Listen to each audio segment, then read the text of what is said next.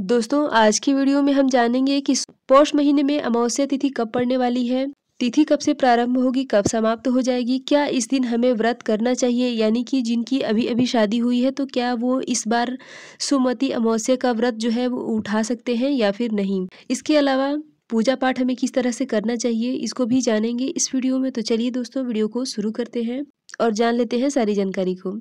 दोस्तों साल की आखिरी अमावस्या यानी कि साल 2024 की आखिरी अमावस्या की तिथि जो है वो पड़ी है 30 दिसंबर को। 30 दिसंबर 2024 को दिन होगा सोमवार। तो दोस्तों सोमवार के दिन अमावस्या पड़ने के कारण सोमवती अमावस्या के नाम से जाना जाएगा।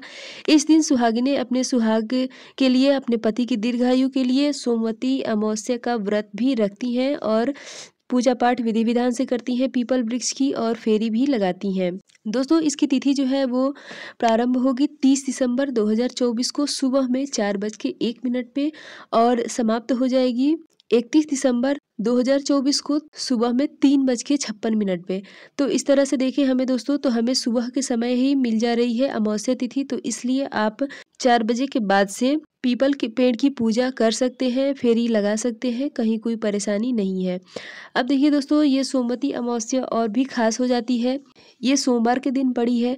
तो देखिए दोस्तों इसमें क्या हम पहली बार नया व्रत उठा सकते हैं या फिर नहीं उठा सकते हैं। तो दोस्तों सबसे पहले हम सोमवती अमावस्या की पूजा विधि को देख लेते हैं, विधि के बारे में जान लेते हैं, उसके बाद हम और भी महत्वपूर्ण बातों को जानेंगे। तो देखिए दोस्तों सबसे पहले तो हमें सूर्य उदय के पहले जग जाना है।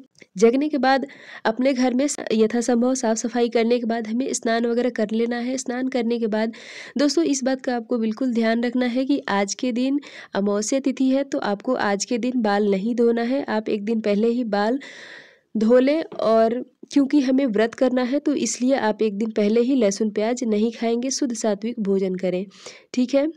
इसके बाद हमें जो है सोमवार के दिन कुछ सामग्री चाहिए होती है पूजा करने के लिए, जैसे कि दोस्तों हमें धागा चाहिए फेरी लगाने के लिए, सिंदूर चाहिए होता है। इसके अलावा हमें और एक चीज़ की ज़रूरत होती है जो कि मूंगफली, चने या फिर इलायची दाना, जो भी आप लेना चाहें ले सकते हैं। इससे ही हम पूजा पाठ करते हैं।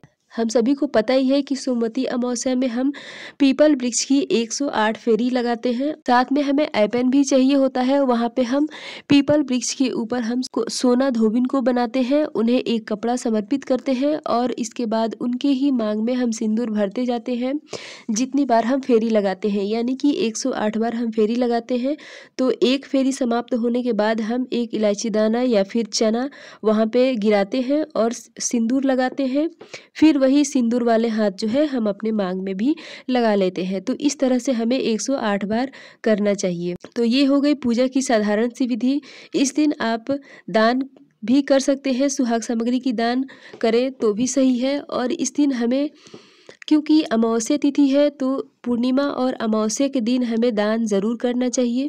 तो इसलिए आज के दिन आप अपने पितरों के नाम से दान भी कर सकते हैं। दान में आप दाल, सब्जी, हल्दी, आटा, सिंदूर, सुहाग की सामग्री का भी दान कर सकते हैं। अब देखिए दोस्तों क्या हमें इस दिन नया व्रत शुरू करना चाहिए या फिर नहीं। तो देखिए दोस्तों अभी जो है वो खरमास का समय चल रहा है, तो ऐसे में आप कोई भी नया व्रत शुरू ना करें, चाहे वो सोमवती अमावस्या की हो या फिर किसी भी तरह का कोई भी व्रत हो, तो हमें पहली बार नहीं करना है।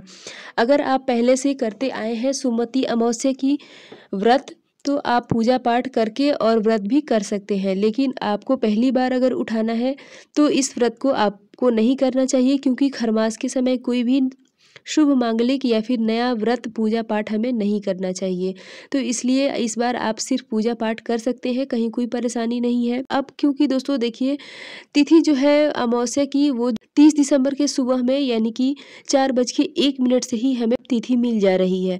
तो क्या इतने सुबह में हमें पीपल वृक्ष के पास जाके पूजा पाठ करना चाहिए?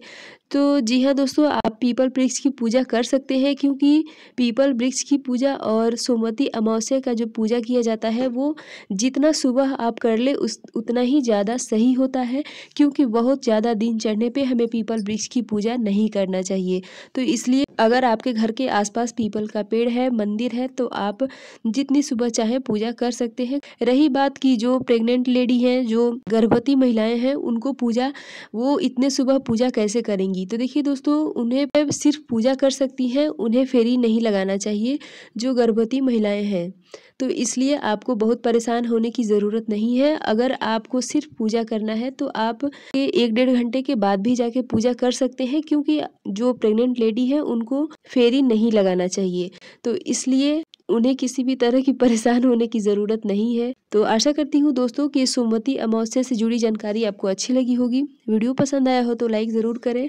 और सोमवती अमावस्या की पूजन विधि जो होती है वो हमारे इसी चैनल पे है, आप चाहें तो चेकआउट कर सकते हैं। उसका लिंक जो है आपको इसी वीडियो के डिस्क्रिप्शन में मिल जाएगा। और मिलती हूँ इसी तरह से एक और नए वीडियो के साथ, तब तक के लिए बाय।